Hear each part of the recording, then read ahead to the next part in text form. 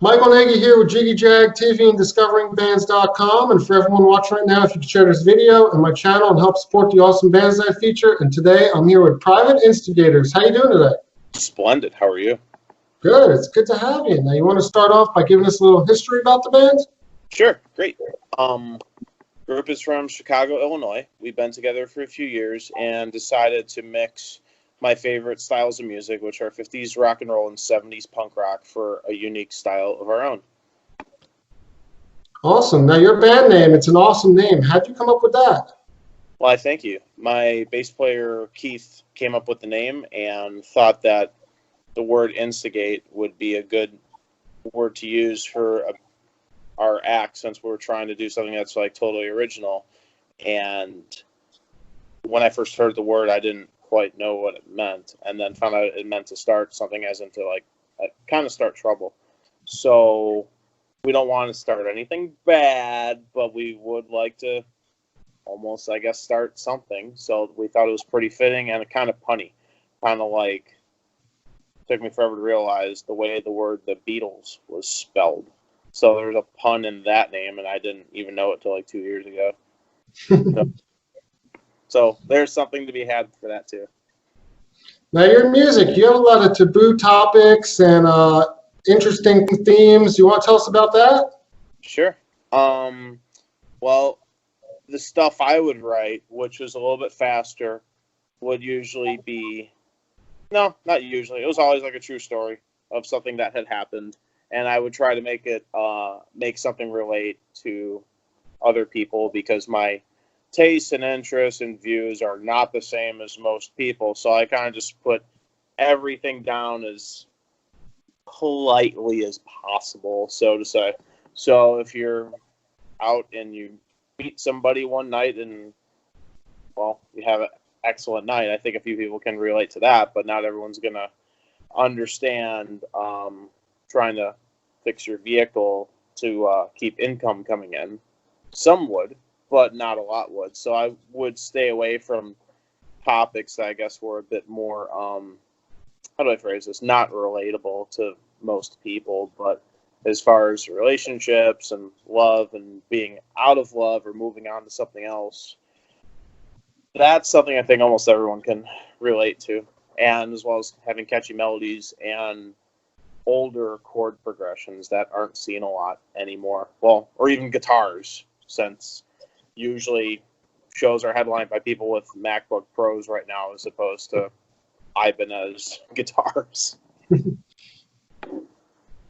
Now, what are you guys currently working on? We actually just put together a music video, and it's animated. You're going to see a cartoon version of me, cartoon version of Keith, cartoon version of Tommy, who's our drummer. And that was for a song that we recorded actually in Los Angeles. And there's two versions of it. There's the original, and then there's the radio version. We have to change one word.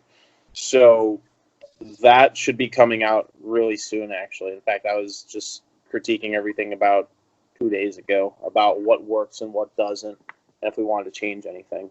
So that should be launched actually very soon. I look forward to seeing it, because your videos are really fun. I really like your style. Thanks. Appreciate it, man. The first one we ever did, I'll touch on this briefly, it was actually at a warehouse, and then it was at the other part was done in a basement of one apartment I had in Chicago too. And you actually see our tour van that's in it, and there's a hidden gem in it too. At the very beginning of the video, you'll see a license plate on the front bumper as the van pulls up. It says 2999, and that was a vanity license plate my father had. And a few months before the video, my father had passed. And so I put his license plate on the van and thought it was kind of a neat little thing to do. So every time I saw it pull up and saw the license plate. I was like, yeah, in a weird way, my dad kind of got me here or motivated me to keep going. So that's what you see in the video. At least the first one. The second one was another one we just put together when we went on the road for a brief tour in Ohio. And that was great. And we did it with our phones and other little devices that we all had. And we said, we can throw something together. Let's make another video. So we did. And so now our third one is coming out. Jeez, I didn't think about it. We actually have quite a few things going on. There's stuff you can look up. Now you got this video coming. You're currently working on new music as well? Oh, always, yes. There's multiple songs we're ready to record. There's 2 that I composed that need lyric finishing. I'm always the one, I guess, that kind of comes up with a melody for a chorus. And lyrics too, but trying to get melodies for verses and words are a little bit more difficult for me. But I used to try to put the music and lyrics together as one, but one day I heard an interview from Nirvana saying that they write the music first and the lyrics follow.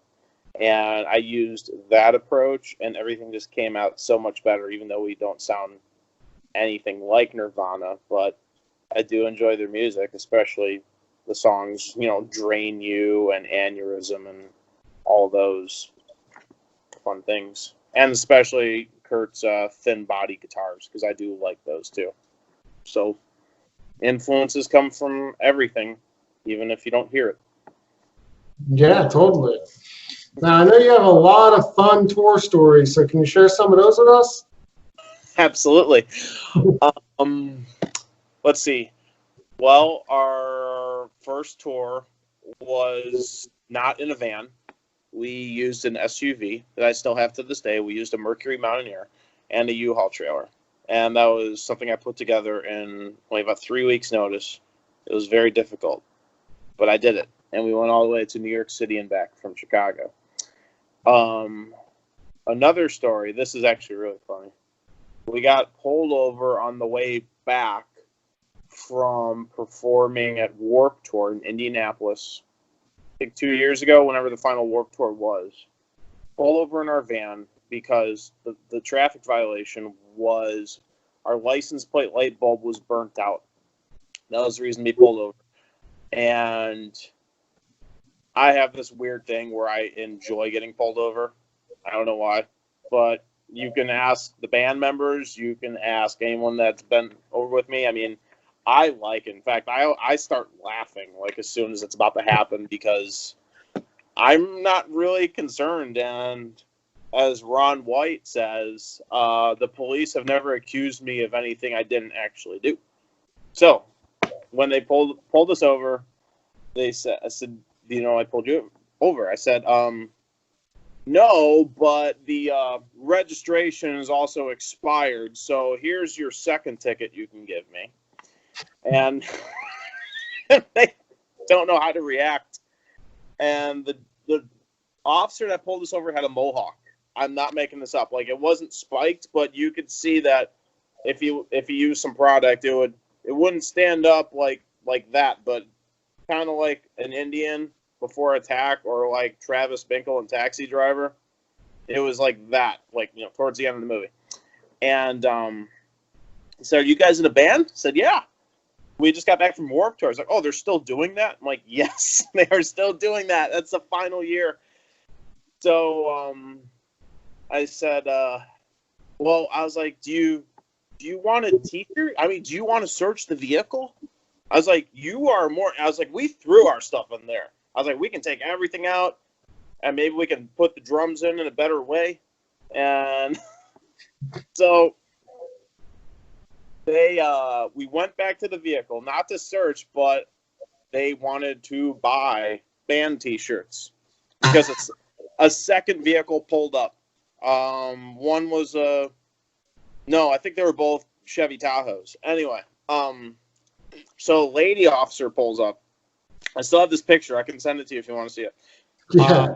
And she pulls up. We open up the van, and I say, I want to donate these shirts to you. Like, oh, we can't accept anything. I said, well, you serve and protect, so maybe this is me giving back.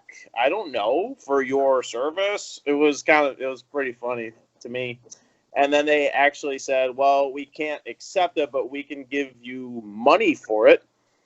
So one of the cops took out some cash and he gave us money for our T-shirts. And the other one said, I don't have any cash on me. And I said, what's your size? We'll just consider it part of what he gave us.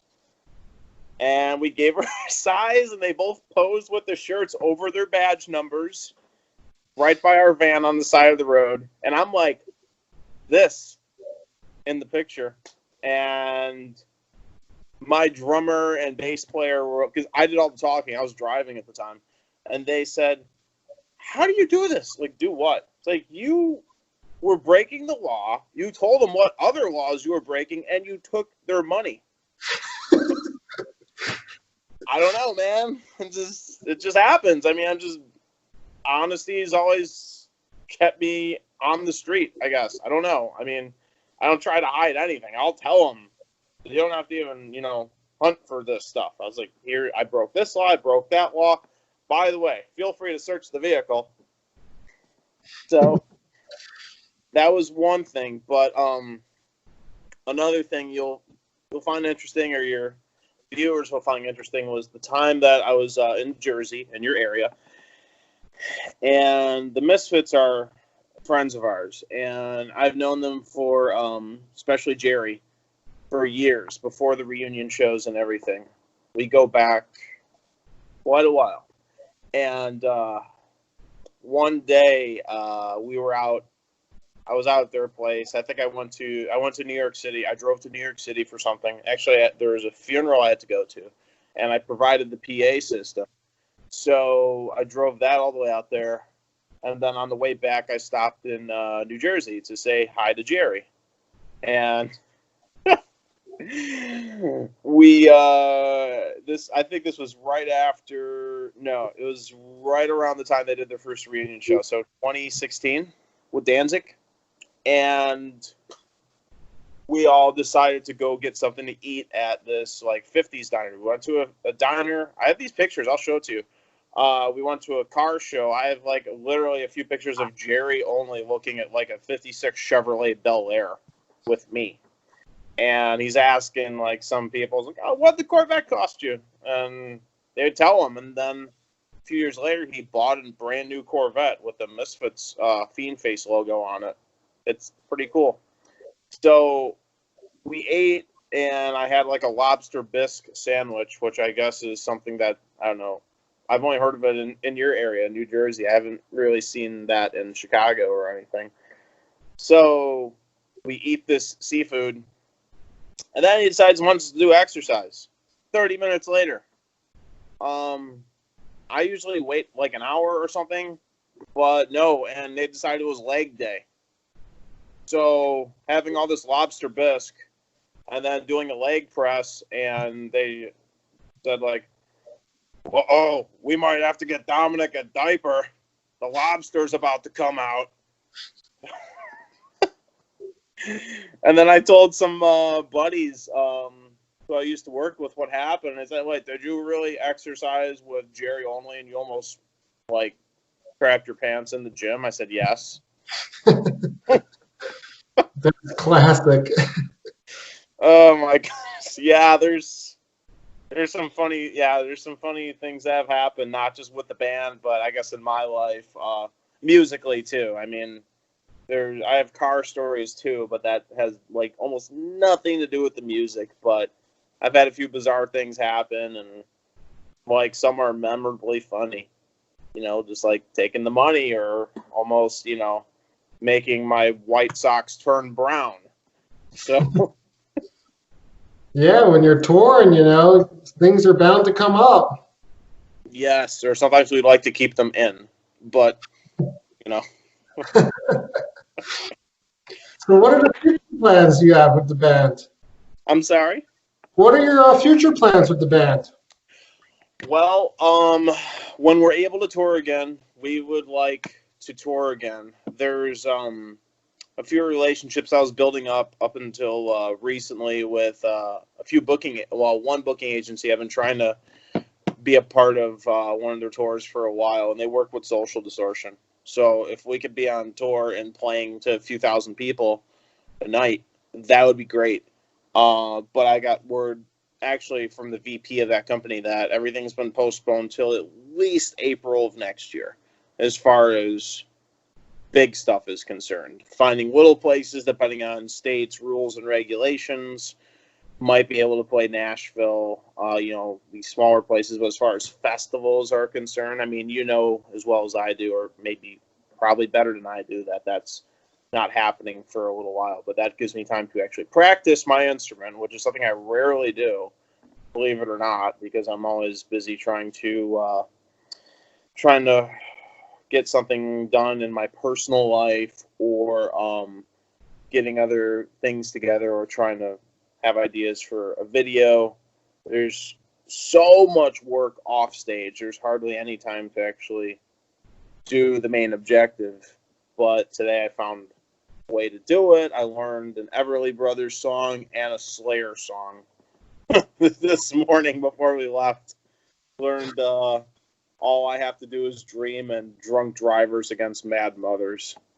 I don't know why I wanted to learn that, but I don't know. I just think just the title itself upsets a few people. I think that's why I find it so hilarious. Yeah. Yeah. Are you going to do any of these virtual shows? We've had a demand for it. I'm not objected to it.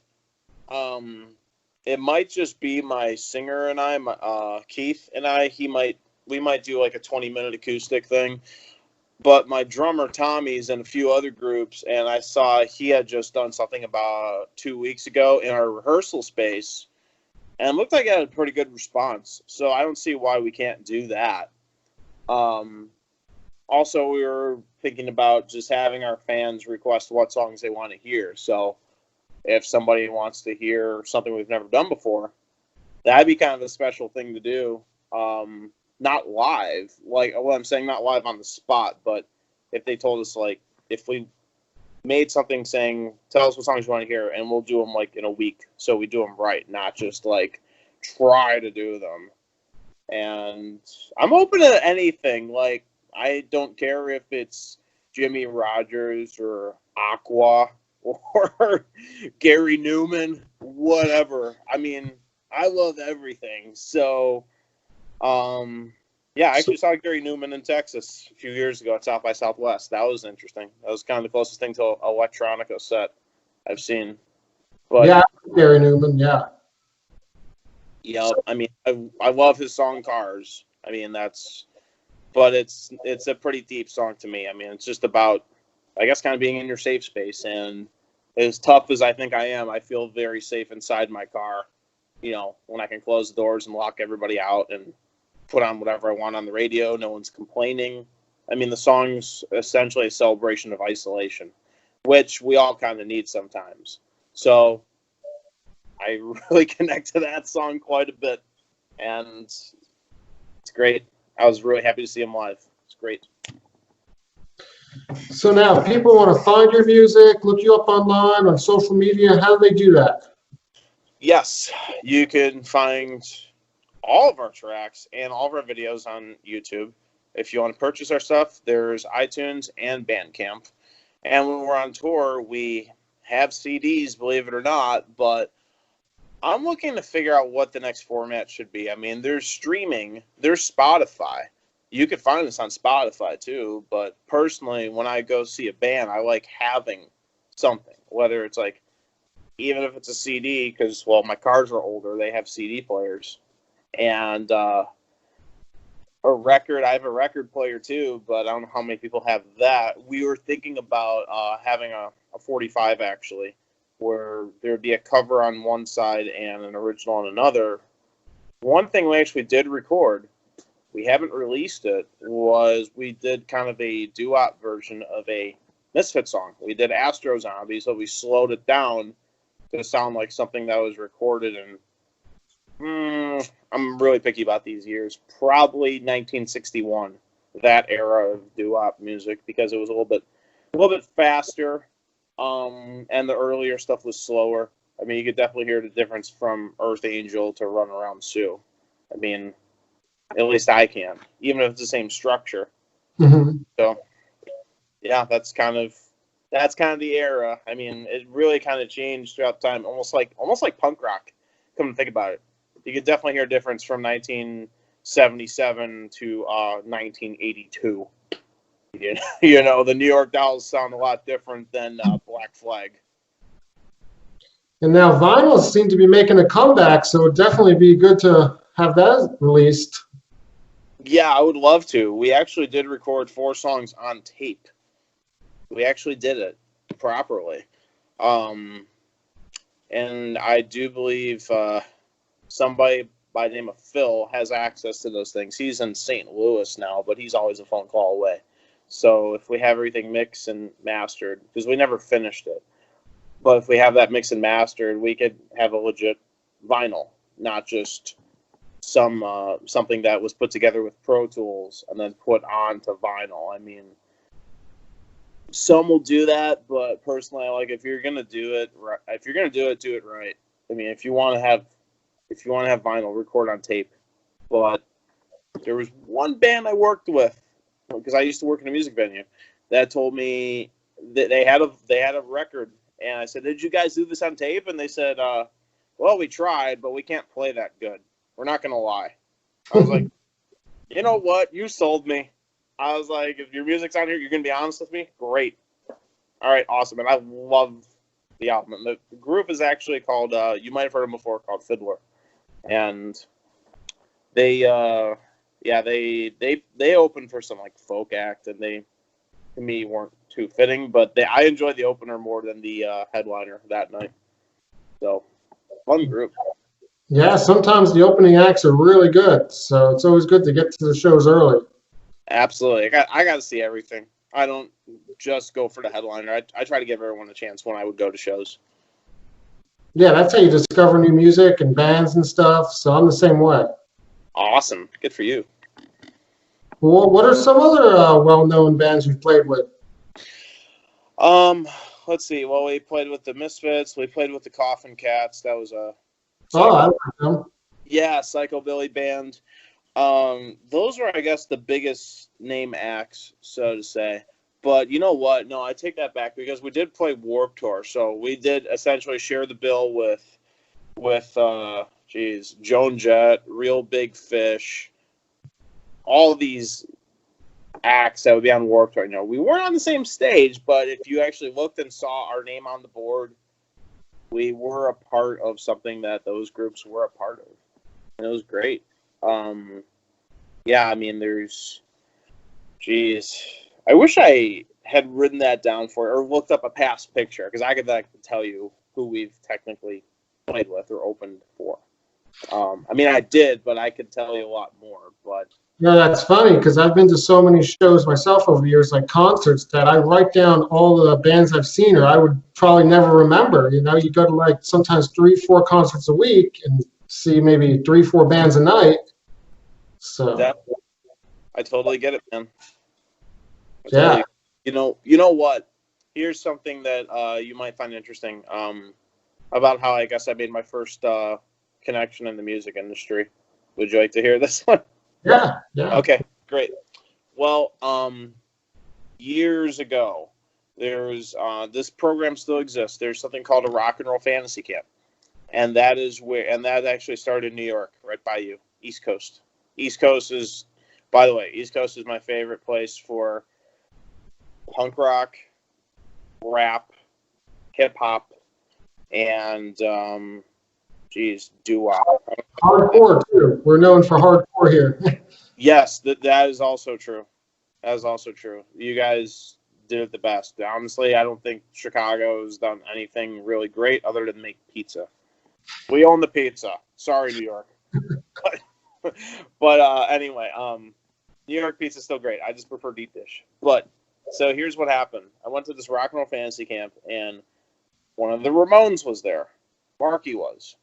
And I knew, because I was a Ramones fanatic. I mean, I still am. This is kind of a coincidence right now. But I knew he was into automobiles, and I am too. So when I met him, I didn't just say, "Oh, the Ramones are great, and I want to be sedated." I was like, "Hey, what kind of car are you driving right now?" And he's like, "What?" I said, "Yeah." I was like, "What are you driving?" And then he told me he had a Lincoln Town Car.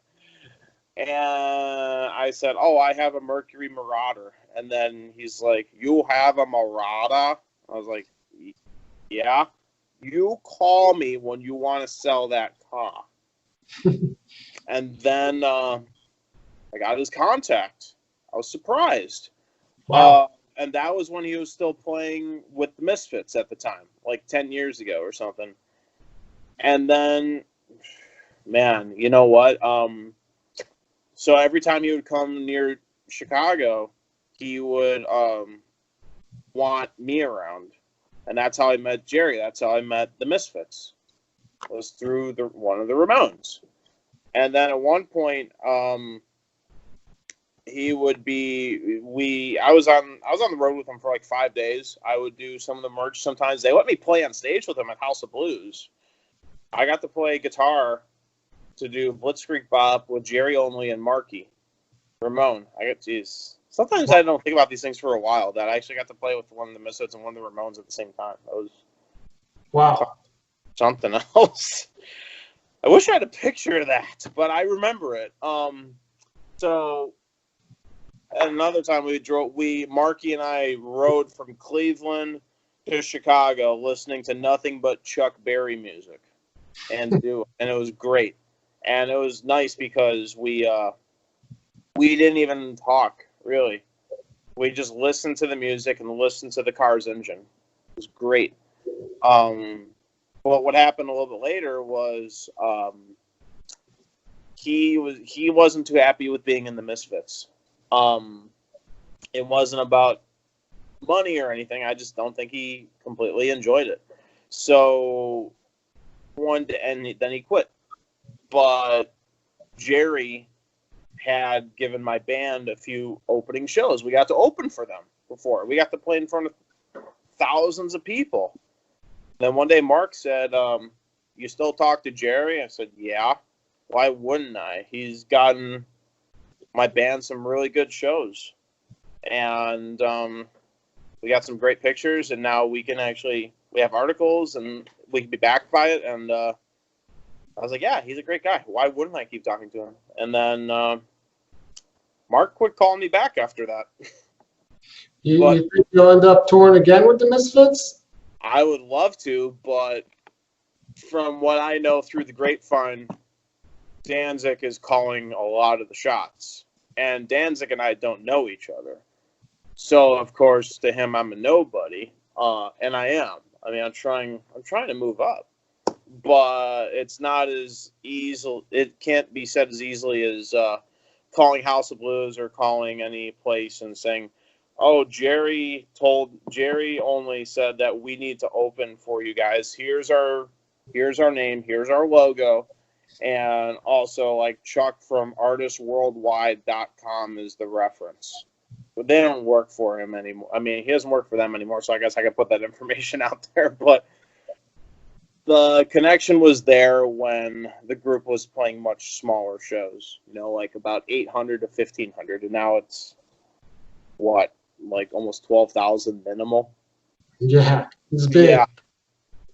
So, and the bands that are opening now are ones that have been known for a while. There aren't unknown acts. I think probably the least known act was, I don't know, was it Flogging Molly or Dropkick Murphys? They're still big names. Those are big names, yeah. Yep, but those were like the absolute openers. And then like what the direct support was like Rancid. So you're pretty much talking about the biggest punk names in existence to this day that are still playing with them. I mean, opening. So, I mean, they could sell tickets better, and right now, we would just be taking up space on the stage. Look at the ticket and like, who are these guys? But hopefully that will be reversed sometime where we're on top of the ticket, and then they'll look at it and us and say, who are these guys at the bottom? But I would like us to give these guys a chance, because that's what they did for us. Yeah, totally. Well, it was good having you and talking with you, and everyone look them up. Thanks a lot. Thanks for having us. Yeah, Thanks, have it.